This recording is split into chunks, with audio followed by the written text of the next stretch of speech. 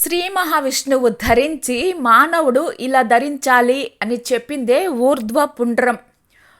పూడి ఖండనే అనే సంస్కృత ధాతువును అనుసరించి అజ్ఞానాన్ని కర్మపాశాన్ని ఖండించేది పుండ్రం.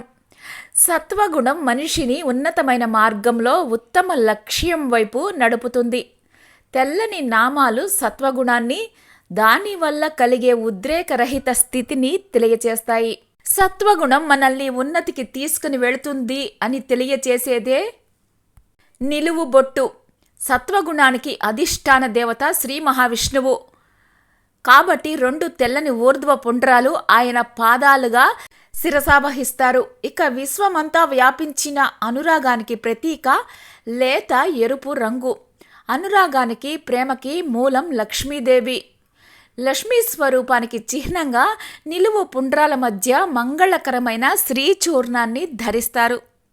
విశిష్టాద్వైత సిద్ధాంత ప్రవక్త, సాక్షాత్తు ఆదిశేషుని అంశతో జన్మించిన శ్రీ రామానుజాచార్యుల వారు స్వయంగా తన స్వహస్తాలతోటి శ్రీవారికి ఊర్ధ్వ పుండ్రాలు అలంకరించారు.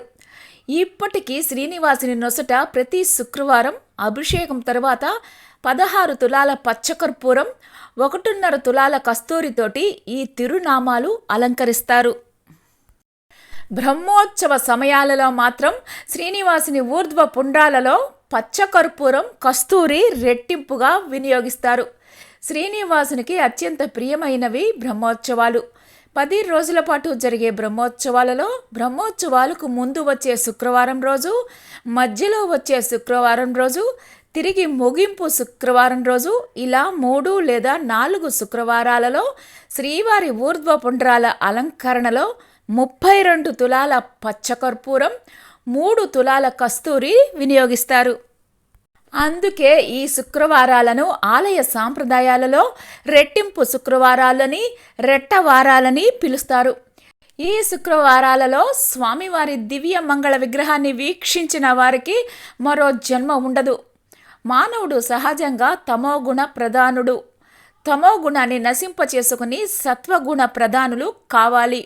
ఈ సత్వగుణాన్ని సూచించేవే తెల్లటి తిరునామాలు.